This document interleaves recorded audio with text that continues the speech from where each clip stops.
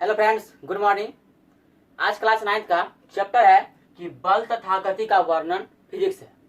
इसमें पहले हम लोग क्या करेंगे कि पहले बल के बारे में जानेंगे कि बल किसे कहते हैं, फोर्स किसे कहते हैं। तो पहले तो हम बल का पहले डिफिनेशन जान लेते हैं, उसके बाद हम लोग एग्जाम्पल के साथ समझेंगे। तो बल किसे कहते हैं कि बल वह भौतिक बाह्य कारण है जिससे किसी भी वस्तु पर बल लगा करके उसके स्थान में परिवर्तन लाया जाता है या लाने की चेष्टा करता है। जैसे कि ध्यान रखिएगा, ये हमारा कोई एक वस्तु है, ये हमारा कोई एक वस्तु है, यहाँ पर फोर्स लगा, क्या लग गया, यहाँ से जब हम फोर्स लगाए तो यह वस्तु जैसे इसको हम पुश करेंगे, फोर्स लगाएंगे, यह वस्तु हमारा कहाँ पर चला आया, यहाँ पर चला आया। यही हुआ कि बल वह भौतिक बाह्य कारण है जिससे किसी वस्तु पर लगकर उसके स्थान में परिवर्तन ला देता है या लाने की चेष्टा करता है, उसे बल कहते हैं। तो ध्यान दीजिएगा, बल वह भौतिक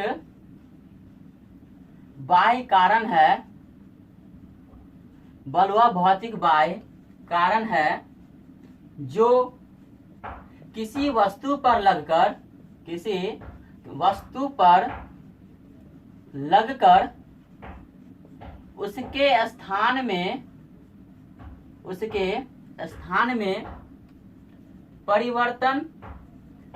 उसके स्थान में परिवर्तन ला देता है, उसके स्थान में परिवर्तन ला देता है या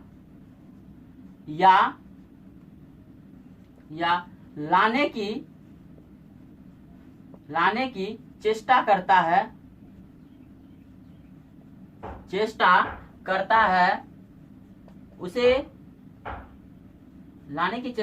है, उसे बल कहते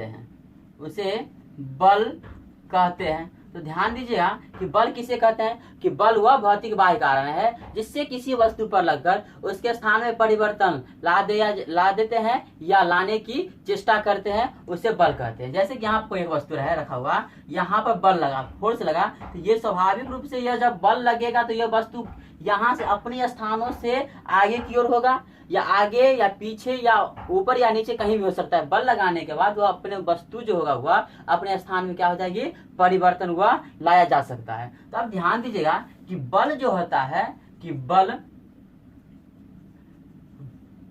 हमारा होता है सदिश राशि। कैसी राशि है? बल सदिश राशि है, बल सदिश राशि है।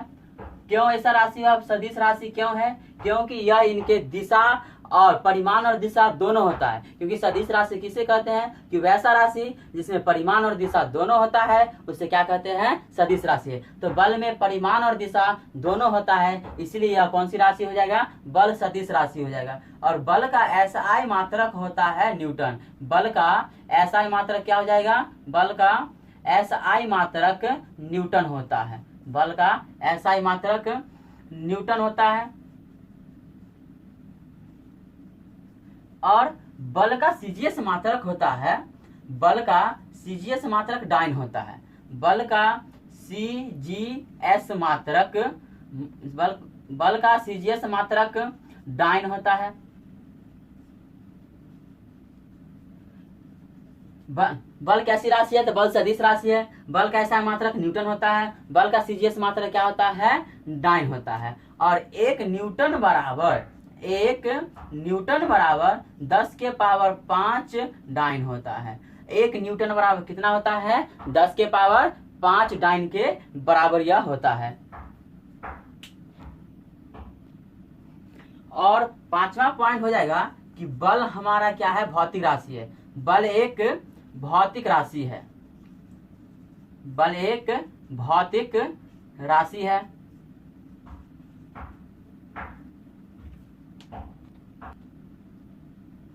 अब जो है यह बल के प्रभाव के बारे में हम लोग समझते हैं कि बल के प्रभाव क्या होता है। तो बल के प्रभाव यह होता है कि बल यानी कि किसी भी स्थिर वस्तु को वह गतिशील में बदल सकता है। तो बल के प्रभाव का पहला पॉइंट हो जाएगा कि किसी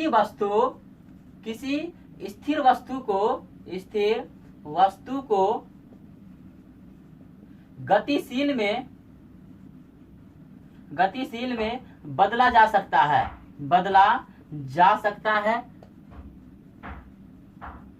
तो आप समझिएगा इसको, इसका एग्जाम्पल के साथ समझिएगा कि इफेक्ट ऑफ फोर्स हो जाएगा कि पहला पॉइंट कि किसी स्थिर वस्तु को गतिशील किया जा सकता है। जैसे कि अगर हम लोग साइकिल चलाते हैं, साइकिल रुका हुआ है, उस पे बल लगा करके, साइकिल रुका हुआ है तो स्थिर है, उस पर साइकिल पर बल लगा करके साइकिल को गति में ला सकते हैं। तो स्थिर, तो यही हो गया कि किसी स्थिर वस्तु को गतिशील बनाया जा सकता है।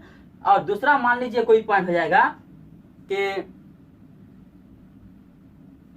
जैसे कोई भी व्यक्ति खड़ा है, जब व्यक्ति खड़ा है, जब उसे हम पीछे की ओर धक्का देंगे तो वह गति हो जाएगा, या खड़ा है या आगे की ओर धक्का देंगे तो यह क्या हो जाएगा, गति हो जाएगा। और दूसरा पॉइंट हो जाएगा, पहला पॉइंट होगा किसी स्थिर वस्तु को गतिशील में बदला जा सकता है। इसका उदाहरण क्या हो जाएगा कि ये साइकिल है, साइकिल खड़े हैं, स्थिर में है, और उसे बल लगाया जाएगा तो कैसे, किस में बदल जाएगी, तो गति में बदल जाएगी। दूसरा पॉइंट हो जाएगा कि किसी गतिशील वस्तु को,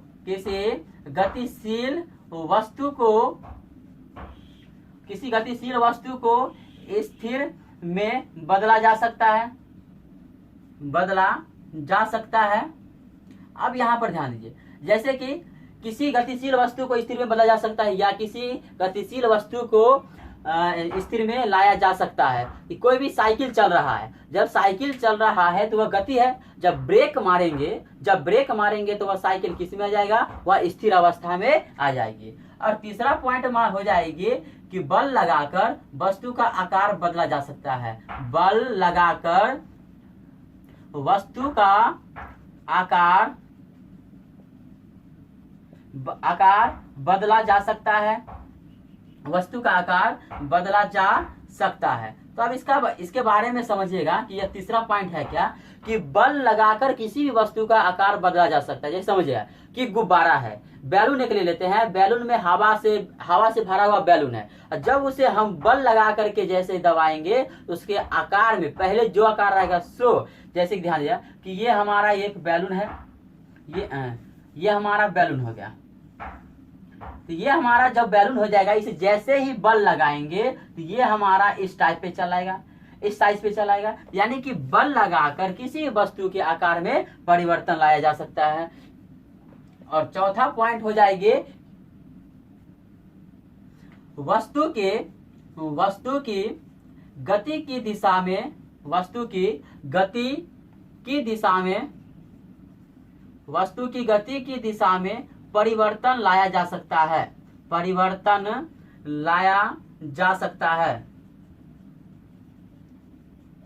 चलिए इस बात को समझिएगा कि किसी वस्तु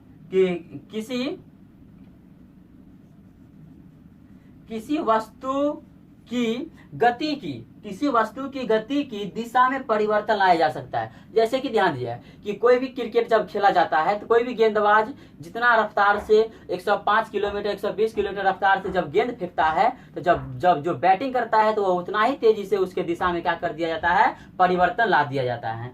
तो किसी वस्तु की गति की दिशा में परिवर्तन लाया जा सकता है।